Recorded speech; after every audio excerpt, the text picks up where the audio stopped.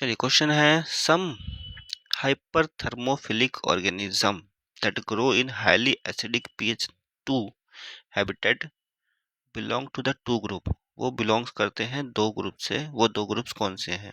हाइपरथर्मोफिलिक organisms जो कि pH 2 पे इस वाले हैबिटेट्स में सरवाइव कर सकते हैं, वो दो ग्रुप्स में बिलोंग करते हैं। वो कौन कौन से दो ग्रुप्स हैं वो बताना है आपको इनमें से।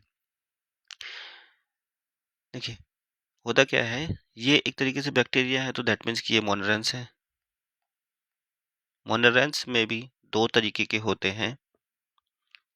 एक हो गया आर्की बैक्टीरिया, ठीक है, जिसको हम कहते हैं कि एंशिएंट बैक्टीरिया है ये, ठीक है, शॉर्ट में लिख दे रहा हूँ बैक्टीरिया बैक, ठीक है। यू बैक्टीरिया होता है एक, तो दूसरा यू बैक्टीरिया में ही आपका आता है बैक्टीरिया और साइनोबैक्टीरिया।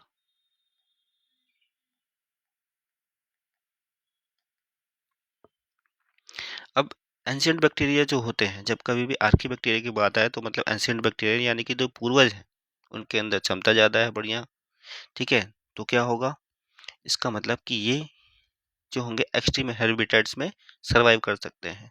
तो जो ऐसा एक बैक्टीरिया है, थर्मो यानी कि ज़्यादा टेम्परेचर, एसिडो यानी कि एसिडिक एनवायरनमेंट में भी ग्रो करता है, और फाइल्स मतलब एक ऐसा बैक्टीरिया है जो हॉट टेम्परेचर पे यानी कि 110 डिग्री सेंटीग्रेड पे ग्रो करेगा, ठीक है। पीएच 2 अगर मिल जाए तो भी ग्रो करता है एक्सट्रीम कंडीशन में, और सल्फर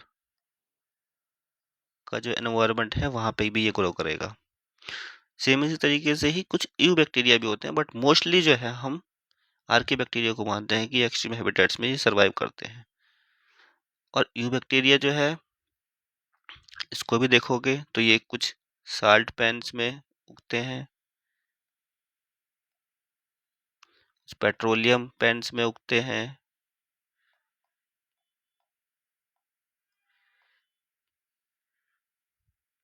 या फिर आप जैसे ऑयल वगैरह कहीं स्पिल हो गया तो वहीं पे,